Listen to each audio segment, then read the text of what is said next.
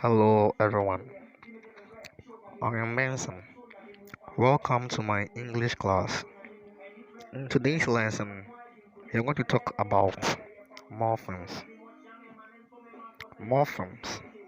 A morpheme is the smallest grammatical unit that has meaning. A morpheme cannot be broken down into units. This means it is the last grammatical unit and it has meaning. Hmm. A morpheme is not identical to a word. The difference between them is that a morpheme sometimes does not stand alone, but a word, by definition, can stand alone. So, you can say that a word can be a morpheme or a word may be a morpheme, but a morpheme may not be a word. For example, the book is mine. All these four words are morphemes. Uh, we also have a word like teacher. This word teacher, it contains two morphemes. That is the teach and the e and the suffix er. The teach is a word; it has meaning, but the morpheme er doesn't have any meaning. So it explains the difference between the word and the morpheme. The word always stand alone, but the morpheme can't stand alone. It is sometimes attached to a word to make a meaning. So now let's move on to the classifications of morphemes.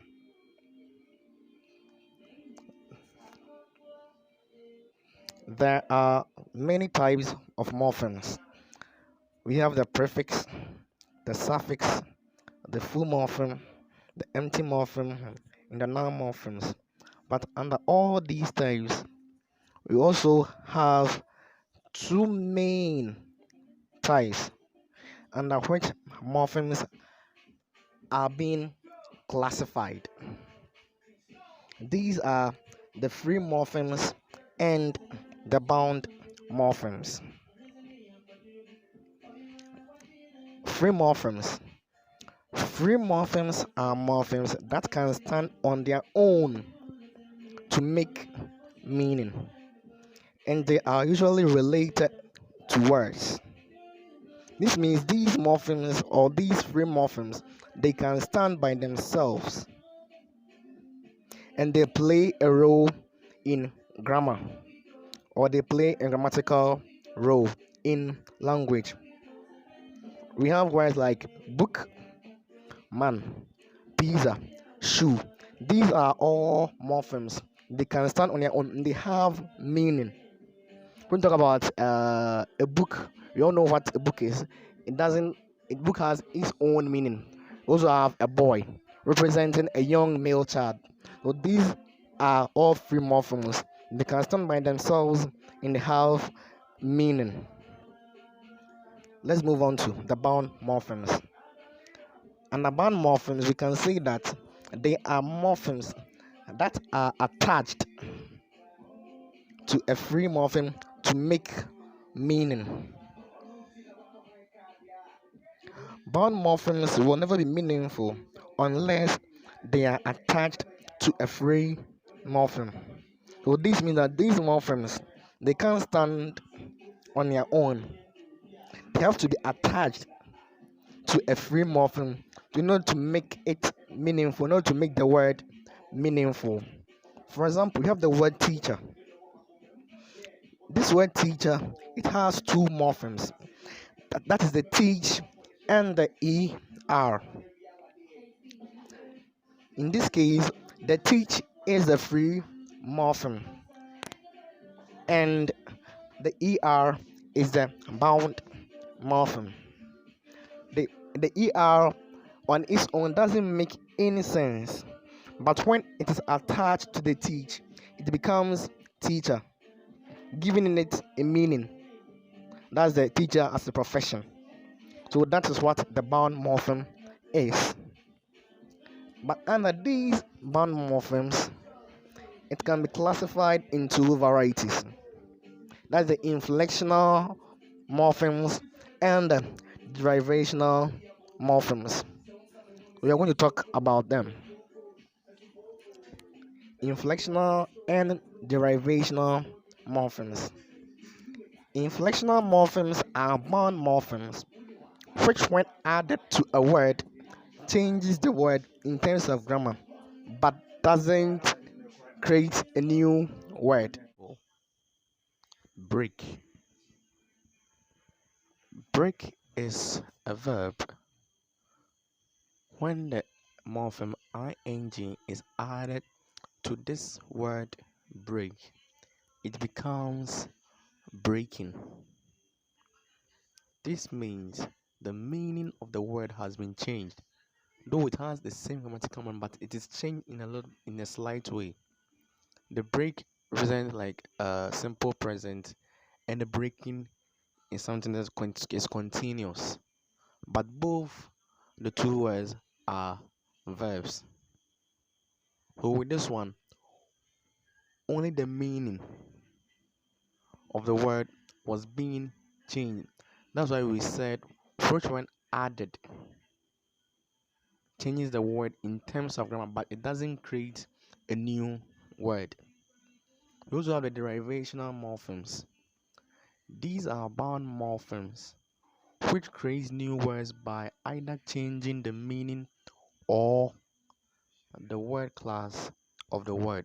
So with this one, the meaning of the word is being changed totally, or the class of the word is rather being changed.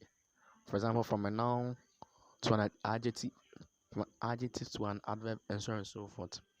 Let me give an example. We have the word beauty. Beauty stands for something that is looks attractive, enticing, and so on and so forth.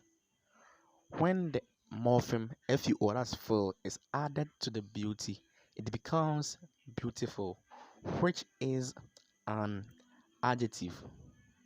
So in this case, the word class has been changed from a noun to an adjective by adding the full to the beauty. But with this one, you remove I, remove the Y, and place I there, making it beautiful. So we call this one as a class changing derivational morpheme. We also have the class maintaining derivational morpheme. Let me give you an example. We have the word boy. A boy stands for a young male child. When the morpheme s is added to boy, it becomes boys. Both boy and boys are nouns. But this one, the meaning has been changed a little bit. Boy is means boy, like a boy means single. When we talk about boys, we're talking about 2 or 3 males. So with this one, they are still nouns. The class still maintained, but there was only a change in meaning. We are now moving on to the other types of morphemes. 1. We have the base morpheme. The base morpheme is a morpheme that gives the word its principal meaning. For example, we have the word formation. The word form can be found in the formation. So this means that formation was being formed or was being brought about through the word form. This makes the form the base morpheme, same as develop in developmental. So that's what a base morpheme means. And base morpheme is sometimes referred to as the root morpheme. We also have the null morpheme. The null morpheme is a morpheme that has no phonetic form. So a null morpheme is an invisible affix. For example, we have information. So information can be analyzed as a combination of a singular with an added noun affix for the plural.